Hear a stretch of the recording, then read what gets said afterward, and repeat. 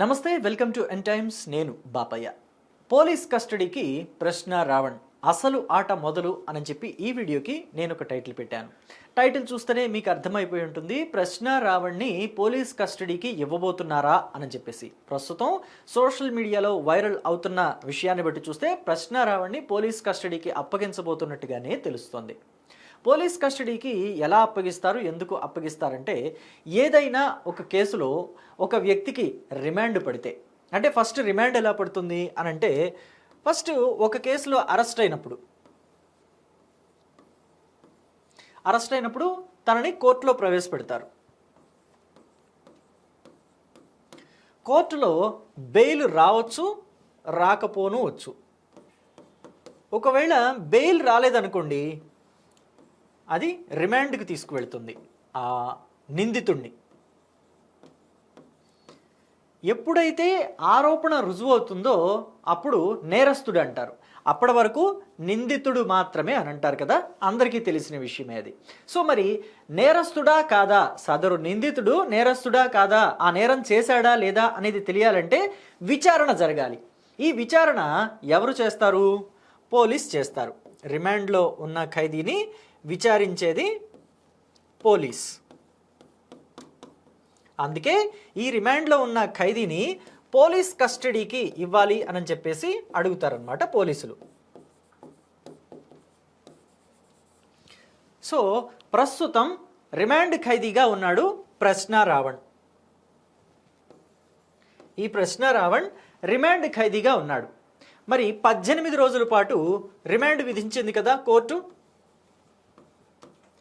ఏ కేసులోనూ మనందరికీ తెలుసు, ఉపా చట్టం కింద UAPA ఉపా చట్టం కింద అతని మీద కేసు పడింది. ఎందుకని అంటే, సంఘ విద్రోహక శక్తులను లేకపోతే బ్యాన్ చేయబడిన కొన్ని సంస్థలకి సంబంధించి ఆయన ప్రశంసల జల్లు కురిపించటము.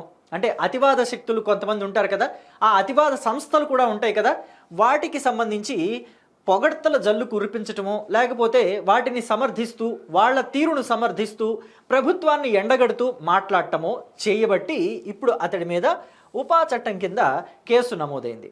సో ఉపా చట్టం అంటే ఎంత స్ట్రాంగ్గా ఉంటుంది, ఎంత బలమైన చట్టం అనేది ప్రత్యేకంగా మీకు చెప్పాల్సిన అవసరం లేదు. ఎందుకంటే ఒక వర్వర్రావు, ఒక సాయిబాబు ఇలాంటి వాళ్ళంతా కూడా ఉపా చట్టం కింద లోపలికి వెళ్ళి కొన్ని సంవత్సరాల పాటు జైలు జీవితాన్ని గడిపి వచ్చారు.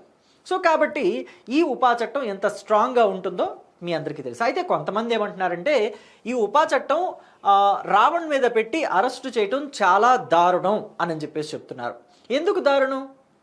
ఇప్పుడు హిడ్మా లాంటి వ్యక్తి ఒక తీవ్రవాది లేకపోతే ఒక నక్సలైటు, అతన్ని ప్రభుత్వం వేటాడి మరీ చంపింది అని అంటే నక్సలిజాన్ని ఏరివేయాలి అని చెప్పేసి ఒక రూల్ వాళ్ళు పెట్టుకున్నారు.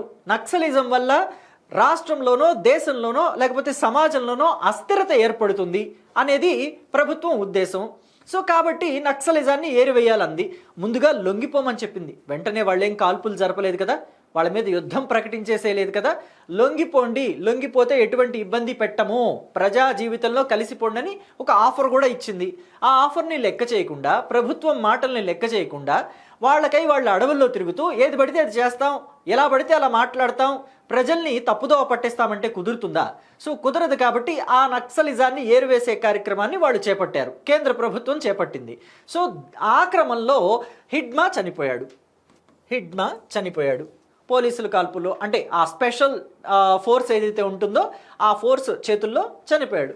చనిపోయినప్పుడు రావణ్ ఏం చేశాడు? ప్రశ్న రావణ్ ప్రభుత్వ తీరును ఎండగడుతూ హిడ్మాకి అనుకూలంగా మాట్లాడుతూ ఆ అతివాద సంస్థను కూడా పొగుడుతూ ఒక వీడియో చేశాడు. ఆ వీడియోనే ఇప్పుడు రావణ్ని జైలు గోడల మధ్య జైలు ఊచలు లెక్క పెట్టే విధంగా మార్చింది. ఇప్పుడప్పుడే రావణ్ బయటకు వస్తాడని కూడా మనం చెప్పలేం. అయితే ఇప్పుడు రావణ్ని పోలీస్ కస్టడీకి ఇస్తున్నారు అని చెప్పేసి మనం మాట్లాడుకున్నాం కదా. ఈ పోలీస్ కస్టడీకి ఎందుకు ఇవ్వాలి అంటే, విచారణ జరపాలి. అంటే రావణ్ ఎలా ఇలా మాట్లాడుతున్నాడు, ఎందుకు ఇలా మాట్లాడుతున్నాడు, ఈ బూతులు మాట్లాడిస్తుంది ఎవరు రావణ్ చేత, రావణ్ వెనకున్నది ఎవరు, ఈ ప్రశ్న రావణ్ అసలు ఎందుకు ఈ ఛానల్కి పేరు పెట్టుకున్నాడు, ఇలాంటివన్నీ కూడా వాళ్ళు బయటకు తీస్తారనమాట పోలీసులు. మొత్తం కమల్ హాసన్ అంటాడు కదా దశావతారం సినిమాలో, తట్టి తట్టి అడిగితే మొత్తం అవే బయటకు వస్తాయిరా అని అంటాడు కదా. సో అలా పోలీసులు వాళ్ళ స్టైల్లో వాళ్ళు విచారిస్తారు. విచారణకి సహకరించకపోతే, అందులోనూ ముందు పోలీసులు ఎప్పుడు అనవసరంగా కొట్టే ప్రయత్నం లేదా తిట్టే ప్రయత్నం చేయరు. వాళ్ళ స్టైల్లో వాళ్ళు విచారించాలి అని అంటే వీళ్ళు సహకరించకపోతేనే వాళ్ళ స్టైల్ని వాడతారనమాట. అది వేరే విషయం, చాలామందికి తెలిసిందే, నేను ప్రత్యేకించి చెప్పాల్సిన అవసరం కూడా లేదు.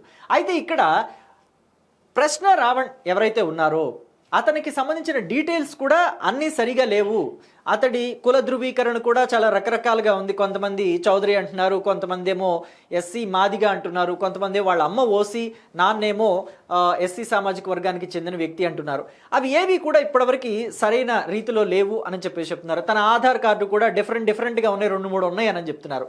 వాటి గురించి కూడా తీస్తారు. అలాగే ప్రశ్న రావణ్ వెనక ఒక రాజకీయ పార్టీకి సంబంధించిన కీలకమైన నేత కొడుకు ఉన్నాడు అని చెప్పేసి కూడా చెప్తున్నారు. తనకి ఈ స్టూడియో పెట్టుకోవడానికి, అంటే యూట్యూబ్ స్టూడియో పెట్టుకోవటానికి ఫండింగ్ ఇచ్చింది కూడా వాళ్లే అని చెప్పేసి ఆరోపణలు ఉన్నాయట. వివిధ సోషల్ మీడియా ప్లాట్ఫామ్లలో కూడా ఇదే న్యూస్ వైరల్ అవుతోంది. మీరు కూడా ఒకసారి చెక్ చేయొచ్చు. అలాగే యూట్యూబ్ ఛానల్ స్టార్ట్ చేయడానికి యూట్యూబ్ ఛానల్లో ఎక్విప్మెంట్, కెమెరాలు కావచ్చు, ఇలాంటి ఎల్ఈడి బోర్డులు కావచ్చు, చాలా కాస్ట్లీ ఐటమ్స్. ఇవైతే సాధారణం అనుకోండి ఇప్పుడు మీరు చూస్తున్నవి. కానీ ప్రశ్న రావణ్ దగ్గర మాత్రం అధునాతనమైన ఎక్విప్మెంట్ ఉందట. సో అలాంటి ఎక్విప్మెంట్ అంతా కొనడానికి లక్షల్లో ఖర్చు అవుతుంది, కొన్ని లక్షలు ఖర్చు పెట్టాల్సి వస్తుంది. అలాంటి అడ్వాన్స్డ్ కెమెరాలు, అడ్వాన్స్డ్ లెన్సెస్, అతని వీడియోలు కూడా చూసినట్లయితే మీరు క్లారిటీ చాలా బాగుంటుంది. మరి అలాంటి డిజిటల్ కెమెరాలో లేకపోతే అడ్వాన్స్డ్ ఎక్విప్మెంట్ కొనాలంటే ఎన్ని లక్షలు అవుతుంది? సో మరి ఆ ఎక్విప్మెంట్ అంతా కూడా స్పాన్సర్ చేసింది ఎవరు అనే కోణంలో కూడా విచారణ జరుపుతారు. ఒకవేళ ప్రశ్న రావణ్ ఆ విచారణలో సహకరించాడా సరే, లేదంటే పోలీసులు ఈ పోలీస్ కస్టడీని, రిమాండ్ లో ఉన్న పోలీస్ కస్టడీని ఇంకా పొడిగించమని చెప్పేసి జడ్జిని కోరటం అవుతుంది. సాధారణంగా పోలీసులు ఎప్పుడైనా ఒక వారం ఇవ్వండి అని అడుగుతారు. వారం అడిగితే వీళ్ళు జడ్జిలు 2 రోజులో 3 రోజులో ఇస్తారు. ఈ 2 రోజులు 3 రోజుల్లో సదరు నిందితులు సహకరించారా సరే ఉంది, లేదంటే ఇంకా కావాలి మాకు, తను ఏం చెప్పలేదు అంటే మొత్తం కెమెరాల్లోనే రికార్డ్ చేస్తారు. పోలీసులు అడిగే ప్రశ్నలకి వాళ్ళు ఏం సమాధానాలు చెప్తున్నారని చెప్పేసి కెమెరాలు పెట్టే రికార్డ్ చేస్తారు. సో ఆ కెమెరాలు పెట్టి రికార్డ్ చేసే క్రమంలో వీళ్ళు ఏం చెప్పారా ఏం చెప్పలేదా అనేది కూడా జడ్జి గారు కూడా చూస్తారు. కాబట్టి ఈ పోలీస్ కస్టడీకి మళ్ళీ ఇవ్వాలా అక్కర్లేదా అనేది జడ్జీలు కూడా ఆలోచిస్తారు. సో మొత్తం మీద చూసినట్లయితే అంతా రావణ్ చేతిలోనే ఉంది. తాను సహకరిస్తాడా సహకరించడా, పోలీస్ కస్టడీ పొడిగించబడుతుందా పొడిగించబడదా, ఈ పోలీస్ కస్టడీలో రావణ్ ఏ నిజాలు చెప్తాడు, ఎవరెవరి పేర్లు చెప్తాడు అనేది కూడా సస్పెన్స్గానే ఉంది. అయితే రావణ్ వెనక ఉండి నడిపిస్తున్న ఆ రాజకీయ నాయకుడి కొడుకు ఎవరని మీరు అనుకుంటున్నారు? రావణ్కి ఇంత పెద్ద మొత్తంలో ఆ ఫండింగ్ ఇస్తుంది ఎవరని మీరు అనుకుంటున్నారు? మీ అభిప్రాయాల్ని